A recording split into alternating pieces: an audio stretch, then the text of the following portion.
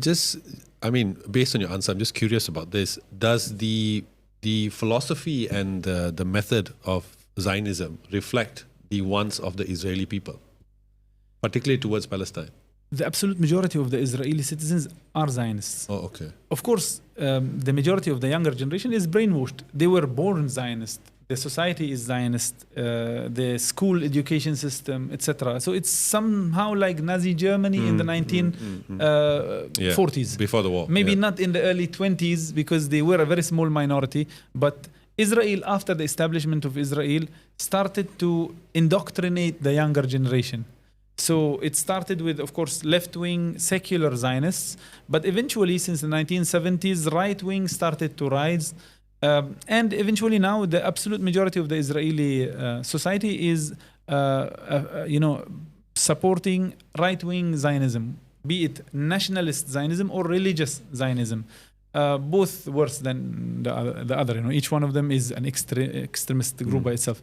But even secular Zionism was a problem. So again, I'm saying the problem is Zionism. Okay. Zionism is no different from fascism or Nazism. It started and emerged in Europe. It's a byproduct of the geopolitical and ideological battlefields in Europe of the late 19th century and early 20th century. The Jewish people, of course, in Europe were persecuted. Unlike the Jewish communities in North Africa or the Arab and Muslim world, they were welcomed as citizens. But the Jewish people in Europe were persecuted across centuries. In the late 19th century, Jewish emancipation in Europe meant you either merge with the society or you create something of your own. So those who created something of their own, the lovers of Zion, eventually became the Zionist movement. And the word Zionism was coined in this era. So one political Zionist leader from Austria came up with the idea of establishing a homeland for the Jewish people. He wrote a small booklet called the Judenstaat, or the Jewish State. Theodor Herzl was a Jewish Austrian journalist. Okay. He led the mainly Western European Jewish community to believe in Zionism.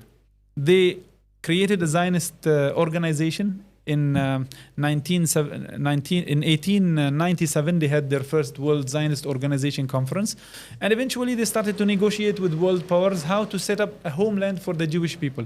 So the the Zionism and the Jewish state were actually a European problem. It was not even a problem in the Muslim world or in the Arab world. It was a European problem. They were racist against the Jewish people. They were later on they became very brutal, the Nazis and the fascists. But they had a problem.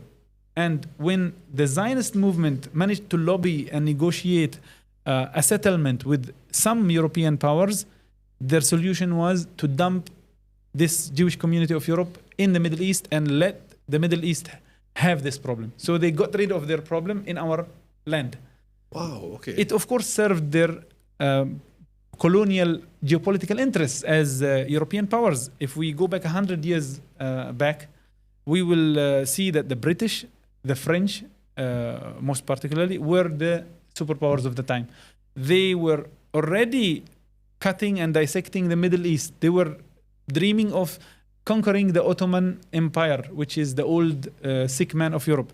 When the sick man of Europe collapsed in the First World War, they immediately started to draw and chart maps. The British and the French signed Sykes-Picot Agreement in 1916, which literally drew the maps that we see today in the Middle East. Why are Palestinians and Jordanians living in two different countries when they are one family? When they are like literally one community and one tribe? Why are the Palestinians and Lebanese two different nationalities? Because the French drew up the map of Lebanon and the British drew the map of Palestine, and this took this and this took that. There is an interesting example also here in Southeast Asia of the Dutch-English treaty, I think of 1825 or 1824, where they exchanged territories. Yes, this is why we see some part of this region Indonesian and some part Malaysian. The colonial powers plotted with the Zionist movement in the early 20th century, and eventually the Zionist movement was successful in persuading the British, most particularly, to set up a homeland for the Jewish people of Europe in Palestine. most of the Jewish people of the world did not like the idea back then. And when immigration started to happen peacefully, very few Jewish people migrated to Palestine. Only in the 1930s and 40s, when, number one, Nazism was on the rise and Jewish people were persecuted in Europe, that many people started to come. Number two, when Israel was set up and Israel's regime, the Mossad and other institutions started to carry out terrorist attacks in Arab countries against the Jewish people, that Jewish people in Arab countries like Yemen, Egypt, Syria, and Iraq started to migrate to Israel. So Zionism was forced upon the Jewish people. And if you look at the ideology itself, it's a play with words, a play with holy scriptures. Many Jewish people now, especially now when they're opening their eyes to what's happening in Palestine, are saying not in my name. There are even groups like that in the US, or Jewish Voices for Peace. They say that Judaism is not about what's happening. It's not about genocide. We do not agree with that. And there are, of course, Orthodox Jewish groups across the world, Naturi Karta, for instance, and others in Europe and in America, who do not accept the very idea of Israel. So the idea of Israel is some sort of a Messianic and doomsday idea that we have to set up a homeland for the Jewish people to get rid of everybody else, and eventually the Messiah will come and lead us to victory. Okay. The problem we have is that many white Anglo-Saxon evangelical Christians buy that idea. So here comes the United States. Since the 1950s, the United States became the world's biggest fan of Zionism. They have been supporting it.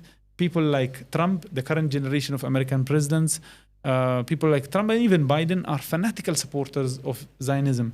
So sometimes Christian Zionism can become a bigger problem than Jewish Zionism. So again, Zionism is the problem. The idea is the problem.